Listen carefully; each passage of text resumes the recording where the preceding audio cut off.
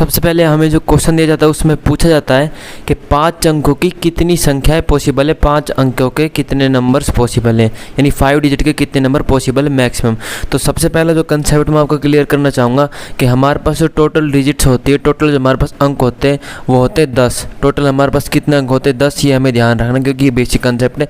1 2 3 4 5 6 7 8 9 और 0, ये 10 डिजिट से 10 अंक जिनसे ही हमारे सारे के सारे नंबर्स बनते हैं, जिनसे हमारे टोटल नंबर बनते हैं। तो हमसे क्वेश्चन में दिया है कि 5 अंकों की कितनी संख्या बनेगी, यानी 5 डिजिट की मैक्सिमम कितने नंबर्स बन सकते हैं। तो हमें सबसे पहले क्या करना है, हमें स्टेप 1 करनी है, ये करनी है कि हमें 5 कॉलम बना लेने, 1 2 3 4 5, जैसा कि आप देख सकते हैं ये 5 कॉलम है। अब हमें क्या करना है, इन 5 कॉलम्स में अब हमें एक देखना है कि सबसे पहले हम पहले वाले कॉलम में कितने अंक भर सकते हैं, पहले वाले कॉलम में कितने अंक भर सकते हैं। तो अगर मैं आपको कहूँ, अगर मैं पहले वाले कॉलम में 0 भर देता हूँ और उसके बाद मैंने समझो कुछ भी भर दिया, 4 अंक, 0 को छोड़ के कोई भी 4 अंक भर दिए, लेकिन पहले वाले कॉलम में मैंने 0 भरा, तो क्या ये जो नंबर है ये 5 अंक का बनेगा, ये जो संख्या है ये 5 डिजिट या 5 अंक की बनेगी? बिल्कुल भी नहीं बनेगी। आपको पता है कि अगर स्टार्टिंग में किसी भी नंबर के 0 आ रहा है स्टार्टिंग में, तो 0 को हम डिजिट्स में काउंट नहीं करते, अंक में काउंट नहीं करते। तो ये तो क्लियर हुआ कि हम यहाँ पर 0 नहीं रख सकते, हम यहाँ पर 0 नहीं रख सकते। तो हम यहाँ पर कर देंगे रफ 0 को और इनको भी हटा देते हैं। यानी हम मैक्सिमम यहाँ पर कितने डिजिट रख सकते हैं, हम यहाँ पर हम 0 तो नहीं रख सकते, लेकिन 1 2 3 4 5 6 7 8 9, ये 9 के 9 अंक, 9 के 9 डिजिट्स हम रख सकते हैं। यानी हम यहाँ पर 9 डिजिट्स रखेंगे, 9 अंक रख देंगे। उसके बाद जाते हैं हम दूसरे कॉलम पर जाते हैं, तो हम यहाँ पर 0 भी रख सकते हैं और 1 से लेकर 9 तक के अंक यानी डिजिट्स भी रख सकते हैं। यानी ये 1 से लेकर 0 तक यानी टोटल 10 डिजिट्स हैं, हम 10 के 10 डिजिट्स को यहाँ पर रख सकते हैं। तो यहाँ पर हम 10 लिख देंगे। इस कॉलम में भी हम 10 रख सकते हैं, इस कॉलम में भी हम 10 रख सकते हैं और इस कॉलम में भी हम 10 रख सकते हैं। तो हमारी जो स्टेप 1 थी वो क्लियर हो चुकी है यहाँ पर। अब हमने देख लिया कि कौन से कॉलम में कितनी डिजिट्स आ सकती है मैक्सिमम, क्योंकि हमें 5 डिजिट के मैक्सिमम नंबर निकालने थे। तो अब हमें क्या करना है यहाँ पर, अब हमें ये करना है इन सभी को आपस में कर देंगे मल्टीप्लाई, इन सभी को आपस में कर देंगे मल्टीप्लाई। तो 10 हमारा कितनी बार, 1 2 3 4 बार है, यानी यहाँ पर जाएगा 10 की पावर 4 और इंटू में हमारा 9 है। तो जो हमारा आंसर होगा वो होगा 9 गुणा में 10 की पावर 4, 9 इंटू में 10 रेज़ टू द पावर 4। ये हमारा करेक्ट आंसर होगा इस क्वेश्चन का। तो ये जो बेसिक कंसेप्ट का क्वेश्चन था इस नंबर सिस्टम कंसेप्ट के ऊपर। अब चलते हैं हम अगले क्वेश्चन की तरफ। यहाँ पर आप देख सकते हैं हमारा जो नंबर सिस्टम में ये टाइप 2 प्रॉब्लम है वो सेम क्वेश्चन है पिछले वाला, मतलब कि आपको नॉर्मल चीज़ें वही देखने को मिलेगी। 5 अंकों की कितनी संख्या बनेगी जिसका पहला अंक 6 है। तो हमने जो इससे पहले जो क्वेश्चन किया था वो टाइप 1 था, उसमें हमें केवल 5 अंकों की मैक्सिमम संख्या निकालनी थी। लेकिन अब हमें जो 5 अंकों की मैक्सिमम ज़्यादा से ज़्यादा संख्या निकालनी है, उसमें जो पहला अंक है, पहली जो डिजिट है वो हमारी 6 होगी। यहाँ पर ही एक कंडीशन अप्लाई हो चुकी है, यहाँ पर ही एक कंडीशन अप्लाई हो चुकी है।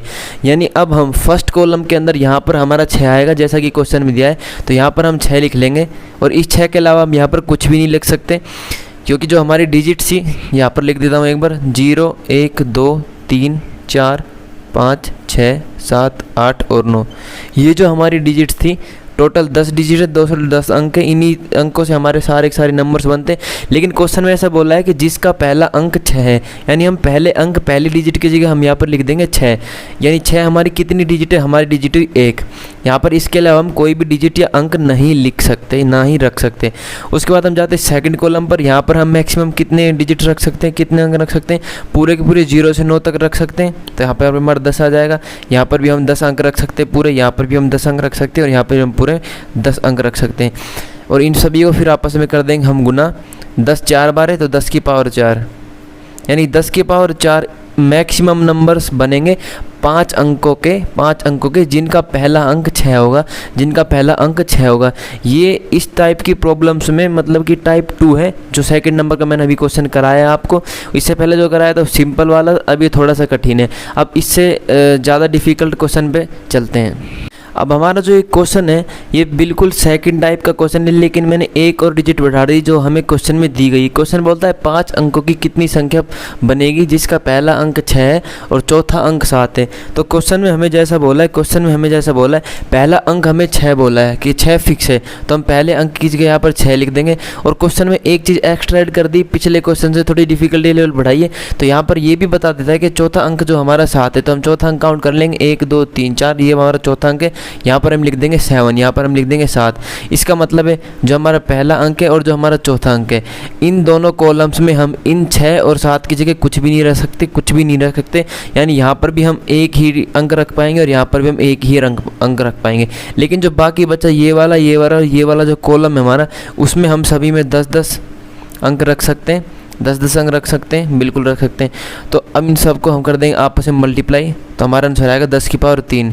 यानी ऐसी 1000 संख्याएँ पॉसिबल हो सकती हैं, 1000 संख्याएँ पॉसिबल हो सकती हैं जो 5 अंकों की हो और जिनका पहला अंक 6 है और चौथा अंक 7 है। तो उम्मीद है आपको ये क्वेश्चन भी काफ़ी अच्छे समझ में आया होगा। अब ये थोड़े से आसान क्वेश्चन थे, अब थोड़े से डिफ़िकल्ट क्वेश्चन की तरफ चलते हैं। अब हमारा जो चौथा क्वेश्चन है वो आप देख सकते हैं व्हाइट बोर्ड पर है, जो कहता है कि 4 अंकों की कितनी संख्याएँ बनेंगी जो सम संख्या हो, जो इवन हो। इवन नंबर को हम हिंदी में सम संख्या बोलते हैं, ठीक है। तो हमसे ये क्वेश्चन पूछा है कि 4 अंकों की मैक्सिमम कितनी संख्या बन सकती है जो इवन नंबर हो। तो हमें सबसे पहले क्या देखना है, हमें ये पता होना चाहिए इवन नंबर क्या होते हैं। इवन नंबर अपने क्या होते हैं, 2 4 6 ऐसे, जिनमें 2 का पूरा भाग चला जाए, वो हमारे होते हैं इवन नंबर। तो हम यहाँ पे देखेंगे कि हम क्या क्या डिजिट रख सकते हैं। एक बार आप सोचिए कैसे करेंगे और आंसर कमेंट कीजिए, थोड़ा सा वक्त मिलता है आपको।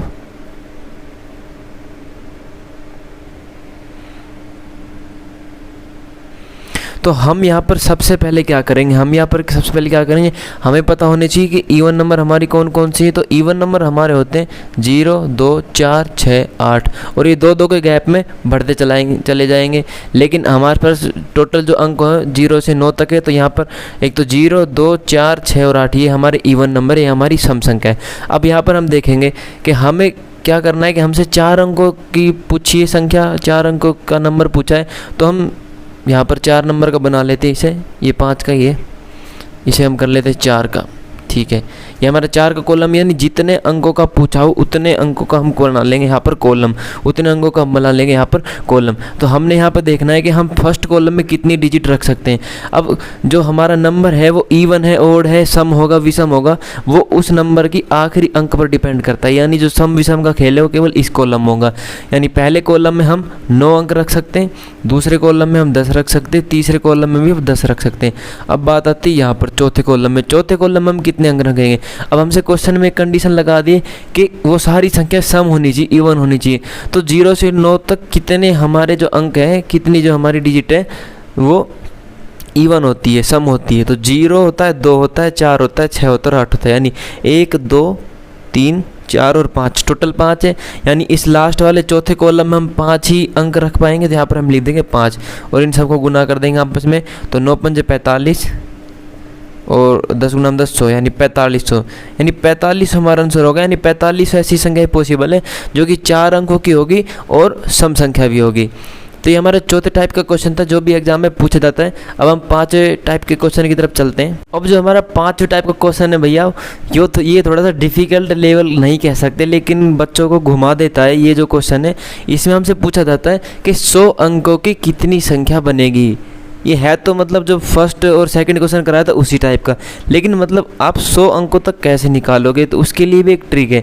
हमें सबसे पहले, अब आप ये कहोगे कि हम क्या 100 कॉलम बनाएंगे, बिल्कुल नहीं बनाएंगे। लेकिन मैं आपको एग्जांपल के लिए समझा देता हूँ कि अगर मैंने ये कॉलम ड्रॉ किया, ये तो हमारा फर्स्ट कॉलम है, ये सेकंड कॉलम है और थर्ड कॉलम है, ठीक है। और ये कॉलम ऐसे ही चलता जा रहा है और ये हमारा आ गया 99 वाला कॉलम और ये हमारा 100 कॉलम आ गया।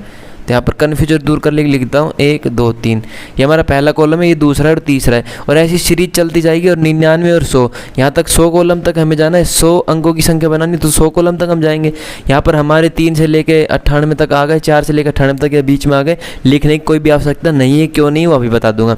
हमने पहले देख लिया था कि हम पहले जो कॉलम है, पहला कॉलम है, उसमें हमें टोटल 9 अंक रख सकते हैं। दूसरे कॉलम में हम 10 अंक रखेंगे, तीसरे में हम 10 अंक रखेंगे। ऐसे ही हम सभी कॉलम्स में 10 अंक रखेंगे। कब तक? कब तक हम रखेंगे? 100 तक। 100 जो हमारा 100वां कॉलम है यहाँ तक हम 10 अंक ही रखेंगे। और आपको पता है पहले कॉलम में हम हमेशा 9 अंक रखते हैं। तो हमने ये देखा हमारे पास टोटल कितने कॉलम थे? 100 कॉलम हमने बनाए। उसमें से जो एक कॉलम था, फर्स्ट कॉलम था, उसमें तो हमने 9 अंक 9 ही अंक रख सकते हैं। बाकी सब में हम 10-10 रख सकते हैं। तो जो 10-10 अंक जिन कॉलम में रख सकते हैं वो 100 - 1 यानी 99। वो कॉलम हमारे कितने? 99, यानी 99 गुना में 10 यानी 10 की पावर 99 हो जाएगी। गलत लिख दिया मैंने। तो हमारे जो ये तो हमारा 9 आ गया, 9 कर दिया हमने गुना में। और जो ऐसे कॉलम है जिनमें हम 10-10 अंक रख सकते हो हमारे कितने? 99 यानी 10 की पावर 99। और यही हमारा आंसर हो जाएगा 9 गुना में 10 की पावर 99। इतने संख्या बन सकती है 100 अंकों की, यानी 9 गुना में 10 की पावर 99 नंबर्स बन सकते हैं 100 डिजिट के। 9 गुना में 10 की पावर 99 अंक बन सकते हैं। ये क्वेश्चन आपके पेपर में पूछा जा सकता है, तो इसे याद कर लीजिए, आंसर को भी याद कर लीजिए, क्योंकि इसी फॉर्मेट में आएगा, कुछ भी चेंज नहीं होगा, सीधा सही कर देना। अभी जो हमारा 6th टाइप का क्वेश्चन है ये थोड़ा सा डिफिकल्ट है। अभी तक जितने भी क्वेश्चन कराए थे उसमें रिपीटेशन अलाउड हो सकता है, यानी फर्स्ट कॉलम अगर 6 रख रहे हैं तो second, third, fourth, fifth, six जितनी भी हमारे नंबर्स हैं वहाँ तक हम 6 नंबर रख सकते हैं, यानी रिपीट कर सकते हैं अंक को। लेकिन ये वाला जो क्वेश्चन है उसमें रिपीटेशन अलाउड नहीं है। हम किसी भी संख्या को, किसी भी अंक को हम रिपीट नहीं करेंगे, बिल्कुल भी रिपीट नहीं करेंगे किसी भी अंक को। तो इस टाइप के क्वेश्चन कैसे करेंगे? अब हमसे क्वेश्चन पूछा 6 अंकों की कितनी संख्या बनेगी, लेकिन लिखा है साफ साफ रिपीटेशन नॉट अलाउड, ये हमें ध्यान रखना है। तो हम क्या करते हैं, सबसे पहले हम बना लेते हैं 6 कॉलम और फिर समझाएंगे आपको कैसे करना है ये सवाल। तो ये हमारे 6 कॉलम होंगे, 1 2 3 4 5 6, और रिपीटेशन हमें नहीं करना है। तो सबसे पहले स्टेप क्या है, हम देखते हैं हम पहले वाले कॉलम में कितनी संख्या रख सकते हैं। पहले वाले कॉलम में जैसा कि हमने अब तक पढ़ा है वैसे ही हम 1 से लेकर 9 तक भर सकते हैं, यानी 9 अंक हम भर सकते हैं। तो यहाँ पर हम लिख देंगे 9, यहाँ पर हम लिख देंगे 9। अब सपोज़ करो मैंने यहाँ से 1 से लेके और 9 के बीच में कोई भी संख्या रख दी, तो यहाँ पर मैं 0 रख सकता हूँ, दूसरे वाले कॉलम में बिल्कुल रख सकता हूँ। या फिर अगर मैंने पहले वाले में कोई 5-6 रख दिया तो यहाँ अगर सपोज़ करो मैं यहाँ पर 5 लिख देता हूँ, तो मैं इस कॉलम में 5 ही तो नहीं लिख सकता, लेकिन 5 के अलावा मैं कितनी संख्या लिख सकता हूँ? 1 2 3 4 5, 5 नहीं 4 के बाद सीधा 6 7 8 9 और 0, यानी 1 2 3 4 5 6 7 8 9। टोटल अंक में कितना लिख सकता हूँ? 9 अंक में लिख सकता हूँ दूसरे वाले कॉलम में, क्योंकि रिपीटेशन भी नहीं हो रहा है। क्योंकि मैं कोई भी एक अंक लिखूंगा 1 से 9 के बीच में फर्स्ट वाले कॉलम में, उसको अगर मैं रिपीट नहीं करता हूँ तब भी मैं सेकंड वाले कॉलम में 9 अंक भर सकता हूँ, क्योंकि इसमें मैं सेकंड वाले में 0 भी भर सकता हूँ। तो एक बार इसको मिटा देते हैं, यानी हमारा जब कंक्लूजन निकल के आता है, हम सेकंड वाले कॉलम में भी 9 अंक भर सकते हैं। अब हमने पहले और दूसरे में 2 अंक भर चुके हैं, वो चाहे कोई से भी 2 अंक हो, वो हमारे जो टोटल 10 अंक हैं उनमें से 2 अंक कम हो गए, यानी तीसरा जो कॉलम हम उसमें कितने अंक रख सकते हैं? 8। ऐसे ही एक और घटा दो, चौथे वाले कॉलम में हम 7 रखेंगे, 5 वाले कॉलम में हम रखेंगे 6, और छठे वाले कॉलम में हम केवल 5 ही अंक रख सकते हैं, और इन सभी को आपस में कर देंगे गुना। काफ़ी बड़ा आंसर आने वाला है, तो आप खुद ही गुना कर लीजिए और कमेंट बॉक्स में इसका आंसर बताइए। बिल्कुल सही तरह का बताएं, इन सभी को करेंगे गुना और हमारा आंसर आ जाएगा बिल्कुल सामने, और आपके 4 नंबर बिल्कुल पक्के। तो हम चलते हैं, मतलब ये रिपीटेशन नॉट अलाउड हमें ध्यान रखना है क्वेश्चन में कि रिपीटेशन नॉट अलाउड है, तो हमें इस बात का ध्यान रखना है। फर्स्ट वाले कॉलम में तो हम 9 के 9 अंक ही रखेंगे, उसके बाद सेकंड में भी 9 ही अंक रखेंगे, और फिर एक एक अंक हम घटाते हुए चले जाएंगे, एक एक डिजिट हम घटाते हुए चले जाएंगे और हमारा आंसर आ जाएगा। तो यहाँ तक तो ये सिंपल टाइप थे। अब जो हमारे टाइप बचे उसमें ऐसे आता है कि मतलब नंबर्स बनने चाहिए जो 3 से डिविजिबल हो, 4 से डिविजिबल हो और 5 से डिविजिबल हो। तो वो पार्ट में बनाने के लिए आपको सबसे पहले डिविजिबिलिटी रूल पढ़ना ज़रूरी है। तो हमारे चैनल को सब्सक्राइब कर लीजिए और डिविजिबिलिटी रूल पे जो वीडियो आएगी उसे देखना। उसके बाद मैं पार्ट 2 बनाऊंगा जिसमें हम ये डिविजिबिलिटी वाले में मतलब कितने नंबर पॉसिबल है वो बनाएंगे। तब तक के लिए टाटा बाय बाय।